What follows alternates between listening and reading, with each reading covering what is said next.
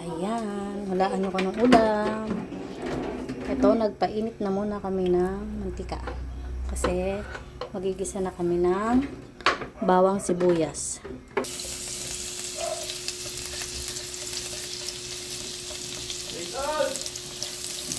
Gisa-gisa ng bawang. Next, onion, sibuyas.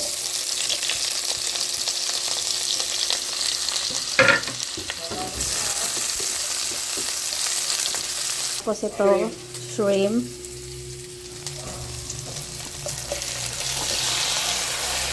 Ayan. Nahulaan nyo na ba kung anong niluluto namin? Haluin hanggang maging turn into orange. Kaya nag-orange na yung kabilang side. And then babalik pa rin naman natin para yung kabilang side naman yung magiging orange. Ayan. Ayan. So, ayan na. Ito na, ilalagay na yung mga gulay. Sayote.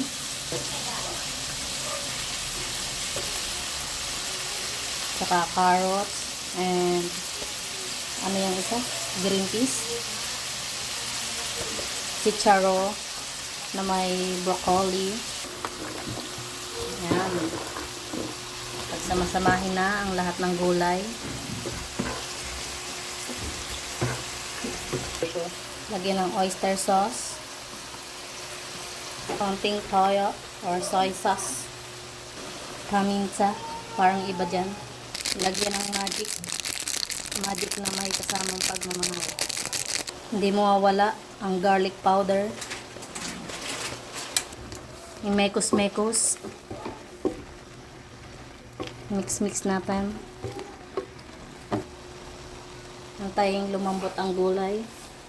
Siyempre, yung hindi masyadong labog ang luto, kailangan medyo half cook lang para mas masarap. Ilagay ang chicken nakabalot, ang chicken cubes. Ilalagay na ang pechay bagyo pechay with celery. Ang daming celery. High blood kasi mga tanga mo celery. Nalagay mo pala lahat ng celery. Sesame oil, optional. Tapos ilagay na rin namin yung scrap ng salmon. Sayang naman. Kasi yan lang naman. So, para ma-steam lang sa ibabaw namin nilagay. Takpan. Magantay ng ilang minuto. At ayan na. Luto na agad yung salmon. Pero konti pa yan. Tudburan natin ng kaunting paminta. Ayan. Luto na. Ready to serve. Let's eat.